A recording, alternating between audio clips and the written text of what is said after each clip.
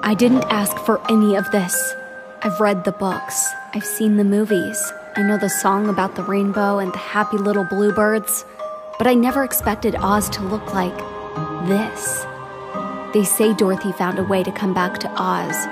They say she seized power and that the power went to her head. And now no one is safe. My name is Amy Gum, and I'm the other girl from Kansas. I've been recruited by the Revolutionary Order of the Wicked, and I have a mission. Remove the Tin Woodman's heart, steal the Scarecrow's brain, take the Lion's courage, and then Dorothy must die.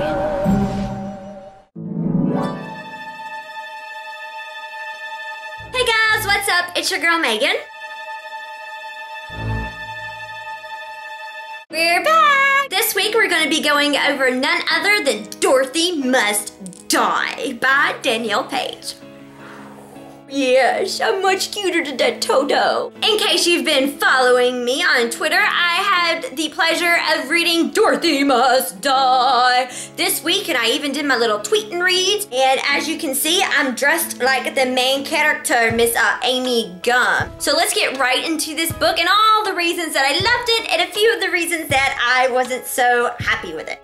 Hush. Let's start by going over all the reasons that I loved this book. Sometimes when I'm walking down the bookstore on my way to my favorite little section of new romance, I kind of passed through the new young adult books, and I saw this one sitting out and I just fell in love with it. I love stories that are retold from a different perspective, and so I immediately went home, bought it on my Kindle because it was a little bit cheaper. It's kind of a more expensive ebook at a little over $10. I was really excited that I picked it up and I dove right into it, and if you followed me on Twitter, you got a lot of my tweet and reads, of course not giving away the main plots of the story because I don't think you'd be much appreciative if that happened. So I kind of gave you a little rundown in the very beginning about what the book is, and just in case you didn't know, that took me like 30 times to be able to say that whole entire 1-minute monologue correctly. There's a lot of outtakes, that's all I'm saying. So let's start off with Amy Gum. Amy Gum is what they call Salvation Amy. She from a trailer park, she's kind of trashy, she doesn't own any nice clothes, everything's from the Salvation Army,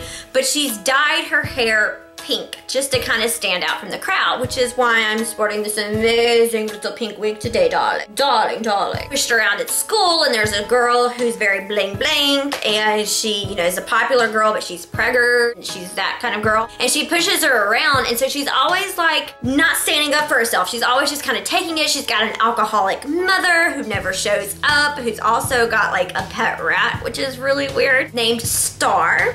Hey! So she's just this kind of trailer trash girl with an alcoholic mom and a pet rat named Star.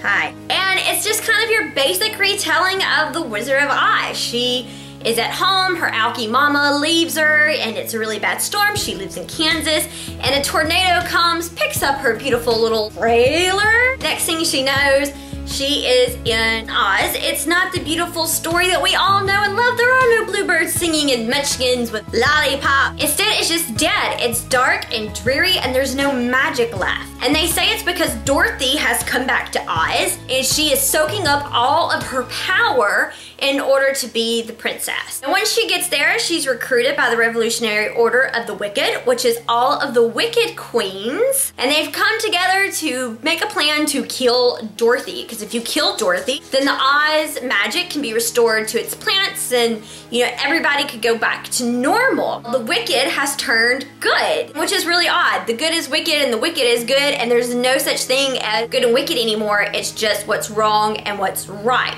She comes into the Revolutionary Order of the Wicked, and she's hiding in a cave, and basically she starts getting trained Hunger Games style. They go through Gert. She's the most magical witch of them all. She's with Mumbai. There's Glamora, the good witch's twin sister, and she is one that brings Amy in and puts on her makeup and makes her hair what she describes cotton candy pink. It's so beautiful. Then there's Knox, and Knox is the guy that trains her to fight and to train, and she kind of falls in love with them, kind of knows that she has to kill Dorothy before she can really get into it. And so then she goes into her mission, and her mission ultimately Amy is to kill Dorothy. So in order to do that, they change her looks to look like a maid that works there. And she kind of just becomes Dorothy's maid, learning her schedule, learning and preparing to kill her. And in the process, she comes across a lot of cool characters. One being Ollie, who is a winged monkey. And monkeys, the wings one that can fly, you know, they actually, in this Oz, have had to chop off their wings in order to give their magic over to Dorothy and not have power over them. Now, Dorothy, also, is worth mentioning, is not the Dorothy that we know. Instead, it's slutty Dorothy, guys. And she has like the hooker glitter heels now, and she's just really thrashy, and I loved how big of a hot mess she was. She's really bitchy. There's a lot of, you know, cussing, and she murders people. Also, it's safe to say that the characters are not all the same because the magic has taken place. So the Tin Man, well, I didn't want to see you either, has knives for fingers, and he's this scientist, and he experiments on all the animals and tortures them, and he even takes like the monkeys and does really bad things with them. And then you have the Scarecrow, and the Scarecrow is not a normal Scarecrow. Instead, it's got like this brain, and it moves. And at one point, when Amy is in her magical makeover dressed as one of the maids and is like kind of undercover, she actually has to go to the Scarecrow and like undo his stitching and poke like needles into his brain and then pour juice into it. It's like other people's brain juice, and it makes him smarter. And then we have the Lion.